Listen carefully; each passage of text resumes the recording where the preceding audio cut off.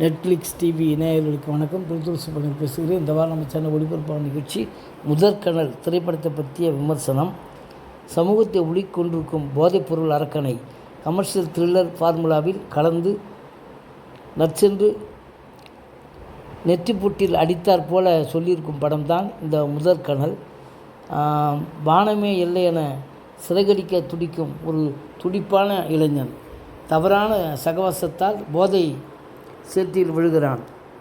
வாழ்க்கையை தொலைக்கும் நிலைக்கு செல்லும் அவன்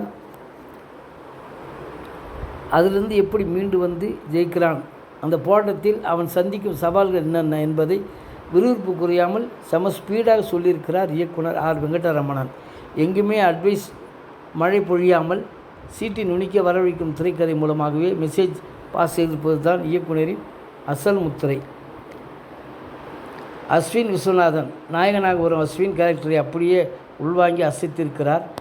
கனவுகள் கலந்து தவறுகளில் சிக்கி தவித்து பின்னர் ஃபீனிக்ஸ் பறவையாய் மீண்டு எழும் ஒரு சராசரி இளைஞர் வழியை தனது யதார்த்த நடிப்பால் வெளிப்படுத்துகிறார்.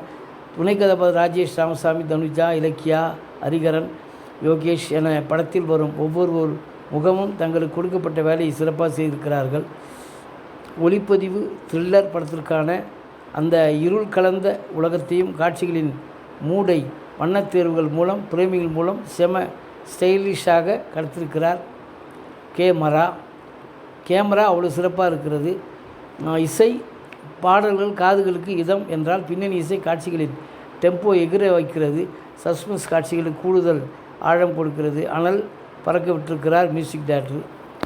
எடிட்டிங் கிறிஸ்டியன் சாரதி கத்திரி போட்ட விதம் அற்புதம். தேவையற்ற இழுவைகளை தவிர்த்து காட்சிகளை சார்பாக கொடுத்து படத்தின் வேகத்தை எங்கேயுமே தொய்வடையாமல் பார்த்து கொண்டிருக்கிறார். நெற்றிப்பொட்டு சுருக்கம். முதற்கணல் வெறும் பொழுதுபோக்கு சினிமா மட்டுமல்ல, தற்கால சமூகத்திற்கு தேவையான மிக முக்கியமான விழிப்புணர்வு பட்டகம். சஸ்பென்ஸ், எமோஷன், சோஷியல் மெசேஜ் ஆகியவற்றை சரியான விதத்தில் கலந்து கொடுத்திருக்கும் இந்த தரமான படைப்பை தியேட்டரில் மிஸ் பண்ணாமல் பார்க்கலாம். நன்றி, வணக்கம். அடுத்த வாரம் வேறு ஒரு திரைப்படத்தோட செய்தியோடு உங்களை சந்திக்கிறேன்.